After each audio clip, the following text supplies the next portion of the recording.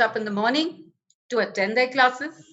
The same children who were coming to school at 7 in the morning were barely able to get up at 8 o'clock to attend an online class. And when they did, they were half asleep. They had not had a bath. They were, totally disoriented.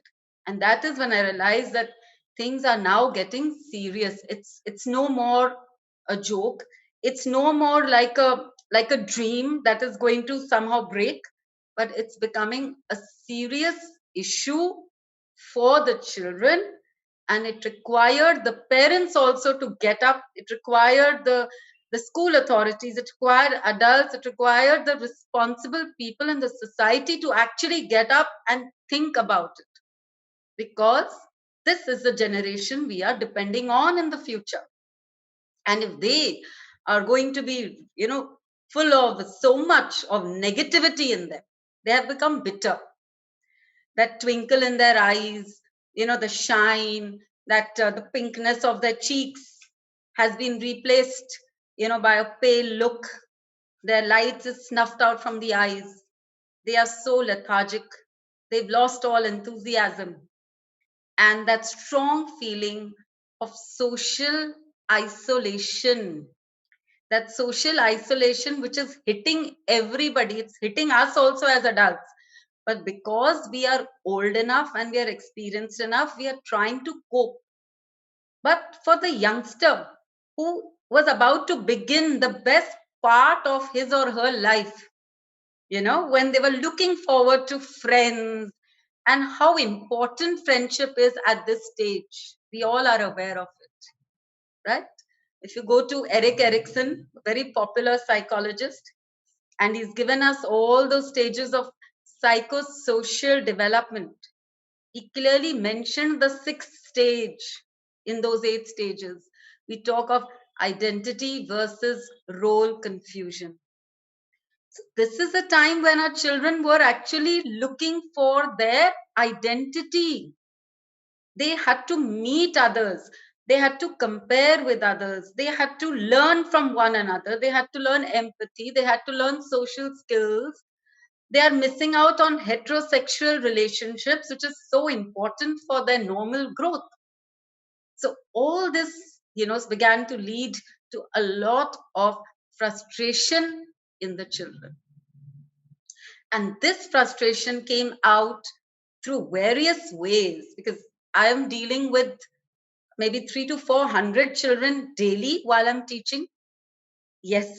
Plus, I am also a counselor, so I have cases coming to me at home, children of class 10, 11, 12.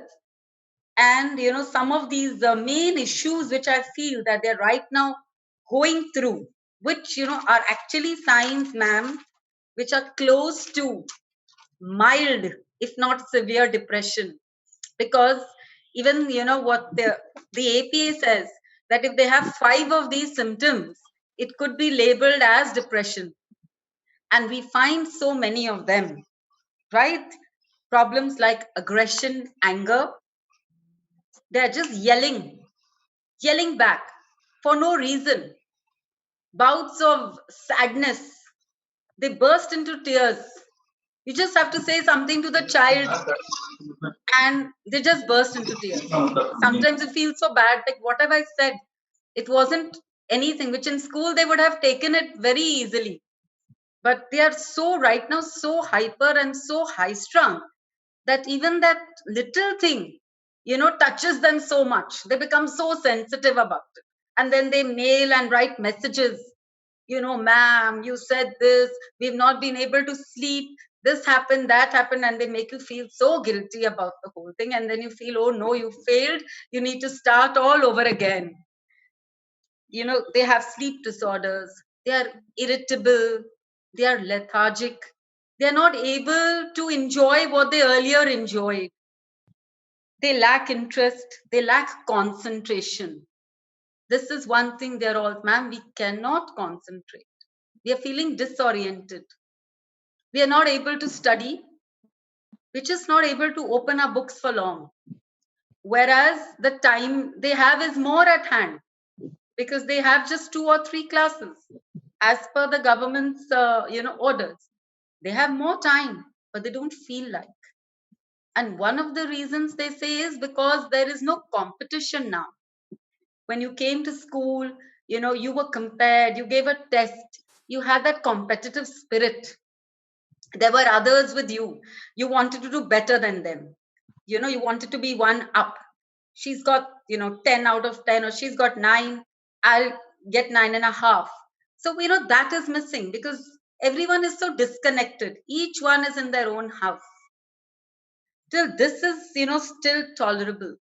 But what has become now today the two bigger issues which are coming, which are looming up, and I think the mental health professionals will have to deal with now and probably post pandemic, is going to be that so much of dependency on the net. This is causing cybercrime.